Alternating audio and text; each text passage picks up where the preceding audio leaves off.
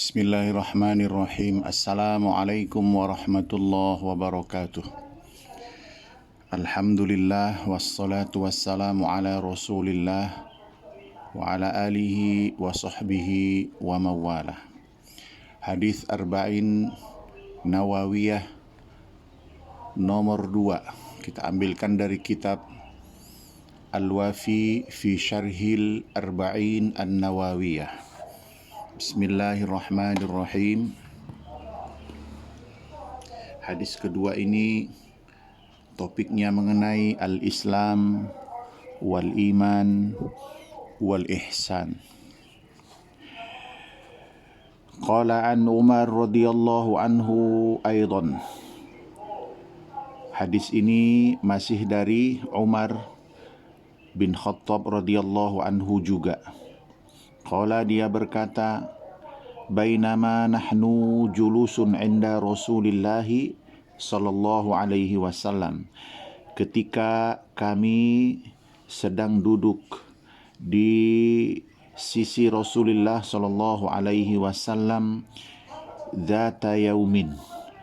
Maksudnya mereka sedang berada pada sebuah majlis bersama Rasulullah sallallahu alaihi wasallam.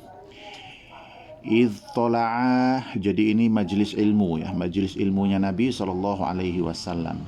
Idh, ketika tola'ah, ketika tampak, ketika datang alaina, datang dengan tiba-tiba kepada kami, rajulun, seorang laki-laki, syadidu bayadis thiyab, sangat putih bajunya, syadidu sawadis sya'ar, sangat hitam rambutnya, la yura alaihi atharus safar, la yura, tidak nampak, alaihi, atas diri orang itu, atharus safar, bekas-bekas perjalanan, wala ya'rifuhu minna ahadun, dan tidak mengenal akan orang itu dari kami seorang pun.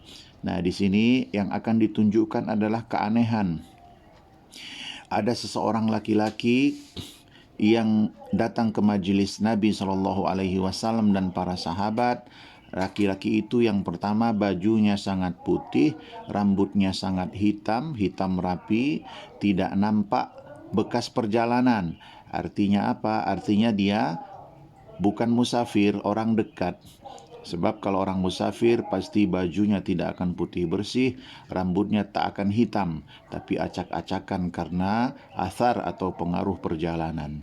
Tetapi anehnya, wala ya'rifuhu minna ahadun, tidak mengenal orang itu di antara kami seorang pun. Artinya dia bukan orang Madinah, terus dari mana? Nah, itu suatu keanehan. Nggak ada yang kenal, kalau nggak ada yang kenal berarti tidak menginap di rumah salah seorang di mereka pun. Nggak ada yang kenal. Hatta jalasa ilan Nabi sallallahu alaihi wasallam, sehingga dia jalasa ilan Nabi sallallahu alaihi wasallam, duduk di hadapan Nabi sallallahu alaihi wasallam, fa asnada, dan beliau orang tersebut menyandarkan rukbataihi ila rukbataihi, kedua lututnya kepada kedua lutut Nabi sallallahu alaihi wasallam. Jadi seperti duduk di antara dua sujud itu dan lutut mereka bertemu. Wa wada'a kaffaihi ala fakhidaihi, dan orang itu menaruh kedua tangannya di atas kedua pahanya. Nah, dari sini nanti ulama mengambil pelajaran dari sini.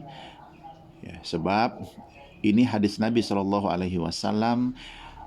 Perkataan Nabi itu bersifat jawami'ul kalim, singkat tapi padat. Meskipun nanti dia singkat, tapi di situ padat dengan pelajaran-pelajaran yang bisa kita petik.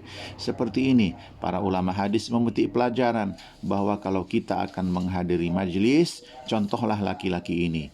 Dia pakai pakaian putih bersih, kemudian rambutnya rapi, ya.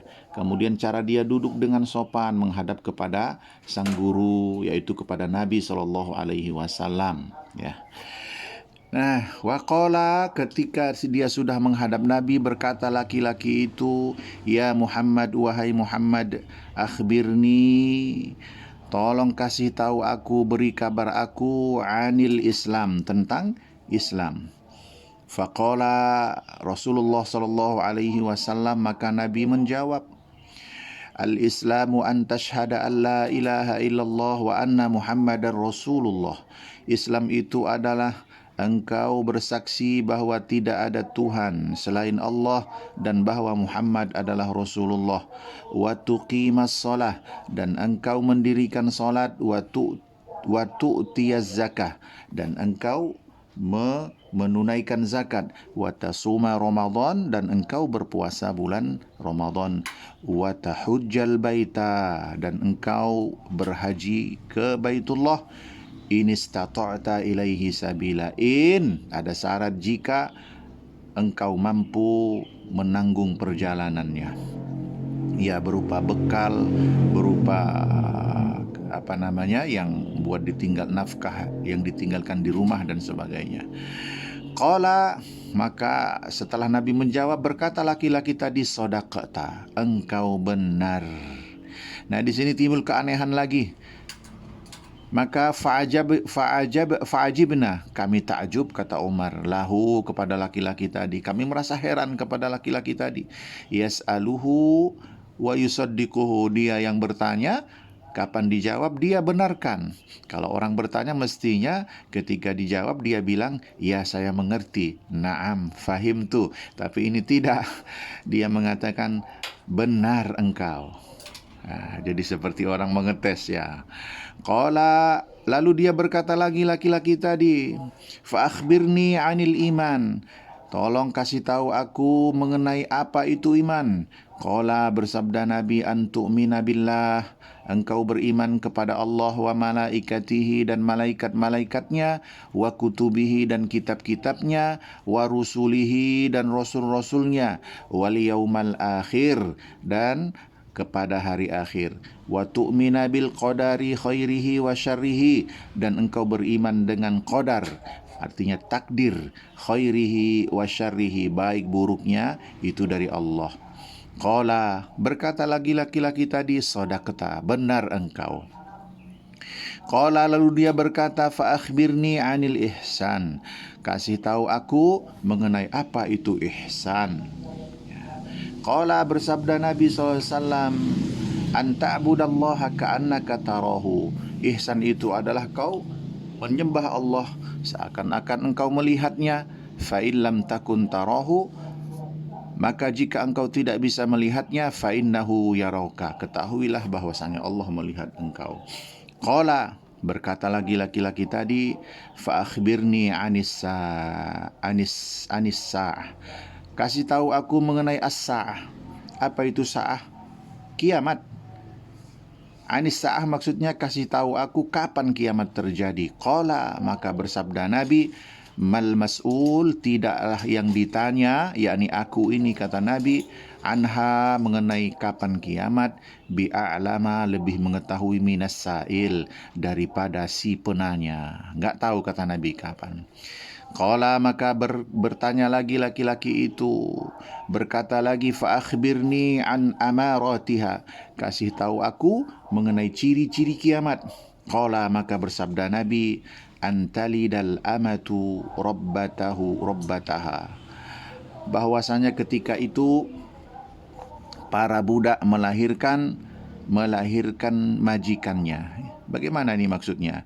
Jadi ciri kiamat itu nanti, ini ditafsirkan para ulama hadis bahwa akan banyak para budak perempuan melahirkan tuannya. Artinya yang pertama bisa jadi banyak peperangan.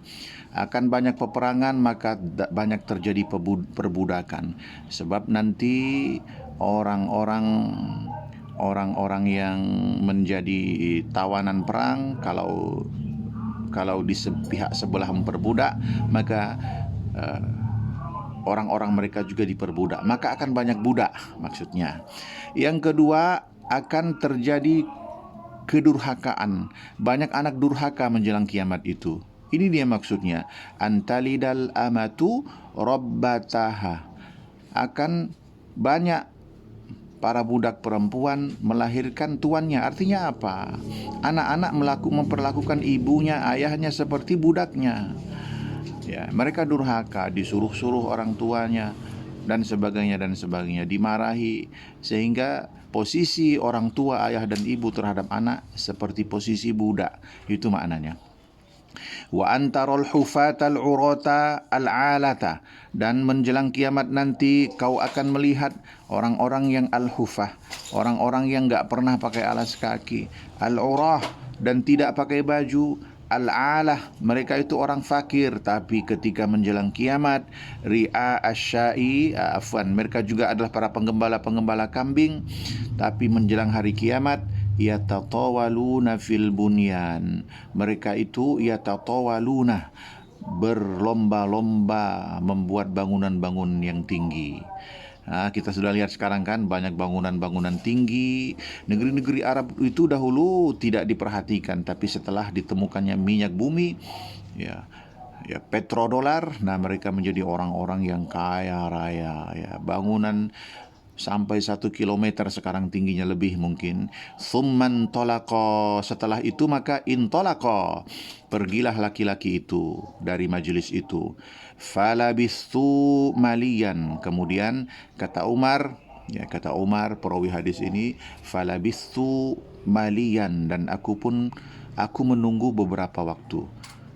Beberapa waktu kemudian, beberapa hari maksudnya, summa qala, kemudian bersabda Rasulullah SAW, ya Umar, wahai Umar, atadri manisail, tahukah engkau Umar siapa itu yang bertanya kemarin?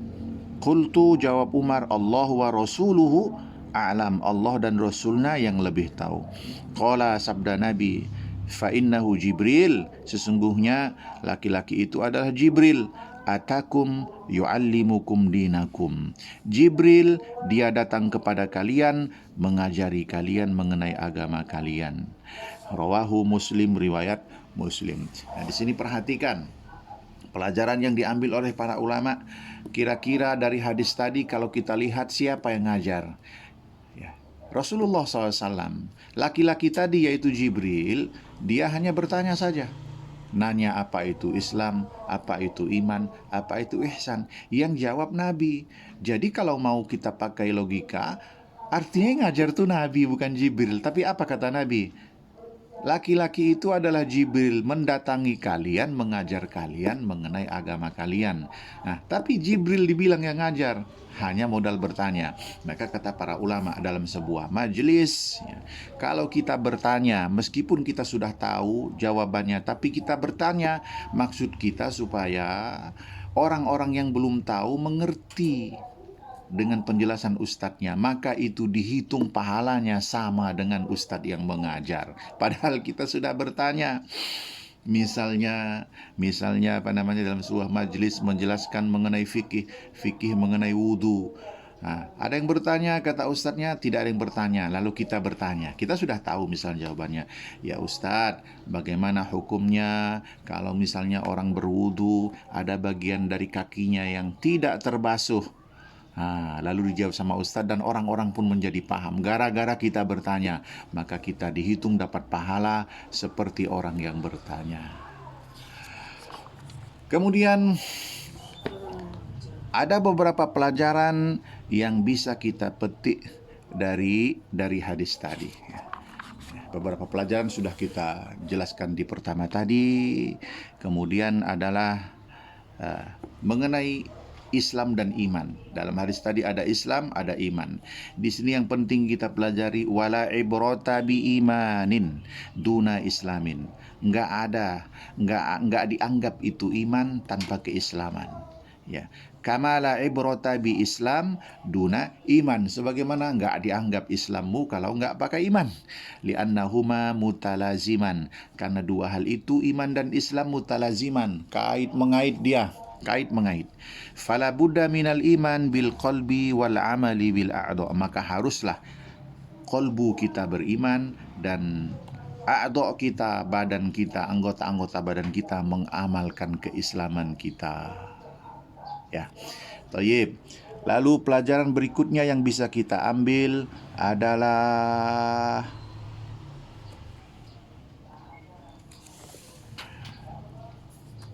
Ma huwal ihsan? Ihsan dalam hal itu ya. Al ihsan huwal ikhlas wal inqiyad. Ihsan itu artinya adalah ikhlas dan inqiyad. Ikhlas dan inqiyad, ikhlas dan yakin. Artinya apa? Ai takhallusun fi ibadatillahi wahdah ma'a tamamil itqani ka'annaka tarahu waqta ibadati. Artinya takhallus, kita beribadah itu takhallus ya. Takhallus itu kita hanya peruntukkan semata-mata ibadah kita untuk Allah wahdah, Allah saja, jangan yang lain. Jangan ditambah ibadah itu untuk Allah, untuk yang lain juga, untuk supaya dipuji orang, jangan.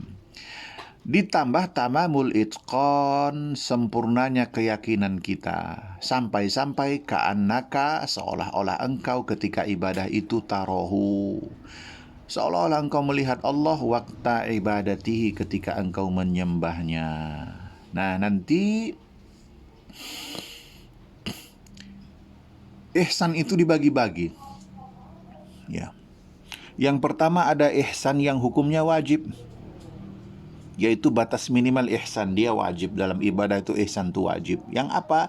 Yaitu membaguskan amal lillahi ta'ala, ittiba kepada Nabi. Ya ini tadi, mengikhlaskan amal semata-mata kepada Allah itu bagian dari ihsan, dan itu hukumnya wajib. Kalau nggak seperti itu, ibadah kita nggak dapat pahala. Orang sholat niatnya supaya dilihat mertua, dilihat kawan, dilihat atasan, itu dia nggak dapat pahala karena nggak ihsan, yaitu nggak ada ikhlasnya. Ya, itu wajib. Kemudian ittiba kepada Nabi itu termasuk ihsan, artinya membaguskan. Ittiba kepada Nabi, mengikut kepada Nabi dalam ibadah itu juga hukumnya wajib. Kalau kita nggak ngikut kepada Nabi, ya nggak diterima. Ya, itu dia. Yang kedua, ihsan yang hukumnya sunnah. Apa itu? Yaitu muraqabah, merasa diawasi oleh Allah. Nah, itu sunnah. Tapi jangan ketika dibilang sunnah, itu mah nggak perlu, sunnah aja. Tidak, sunnah itu dalam bahasa kita suatu hal yang rugi kalau ditinggalkan. Itu muraqabah, merasa ketika diawasi itu adalah ketika ibadah kita dilihat oleh Allah. Nah, inilah ihsan dalam hadis ini. Lalu ihsan yang ketiga, ihsan yang juga hukumnya sunnah, yaitu musyahadah, memahami sifat Allah dan menerapkan pada semua amal-amal kita, amal ibadah kita. Ya, memahami sifat-sifat Allah, maha melihat, maha membalas, maha mendengar, maha mengetahui yang tersembunyi dan yang tidak, dan seterusnya diterapkan ketika kita beramal. Itu juga termasuk ihsan yang hukumnya sunnah ya. Wallahu a'lamu bissawab. Semoga ada manfaat buat kita semua. Semoga menjadi wasilah amal kebaikan, diampuni segala dosa dan kesalahan kita dan orang-orang tua kita serta guru-guru kita. Subhanakallahumma bihamdika wa ashhadu an la ilaha illa anta astaghfiruka wa atubu ilaik. Wassalamualaikum warahmatullahi wabarakatuh.